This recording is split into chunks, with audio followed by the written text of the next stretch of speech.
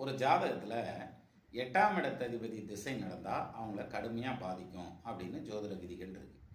அப்போ எல்லா 8ஆம் பாவாதிபதிக்கும் அந்த மாதிரி தான் இருக்கா அப்படின்னாக்கா அப்படி கிடையாது. அதான் ஜோசியத்தில் எதையுமே நிலைய வச்சுக்க முடியாது. சரி, இப்போது நீங்கள் மேஷ லக்னம்னு வச்சுக்கோங்க, அல்லது துலா லக்னத்தில் பிறந்திருக்கீங்கன்னா உங்களுக்கு 8ஆம் இடத்ததிபதி திசை யோகமாக தான் இருக்கும். ஈவன் அது 8லேயே ஆட்சியாக இருந்தாலும் அல்லது கேந்திர திரிகோணத்தில் இருந்தாலும். இதே இது மற்ற லக்னங்களுக்கு 8ஆம் இடத்ததிபதி திசை பாதிக்குமா அப்படின்னா, அந்த லக்னத்துக்கு 5ஆம் இடத்ததிபதி அல்லது 9ஆம் இடத்ததிபதி அந்த 8ஆம் பாவாதிபதியோட சேர்ந்திருந்தா அல்லது பார்த்துருந்தா போதும், இந்த 8க்கு அதிபதி திசையினுடைய முழுமையான கெடுபலன்கள் மாறிடும். ஒன்று யோகமாக வேலை செய்யணும், அந்த அளவுக்கு வலுவாக உட்காரலனாக்கும் தோஷமாக வேலை செய்யாது.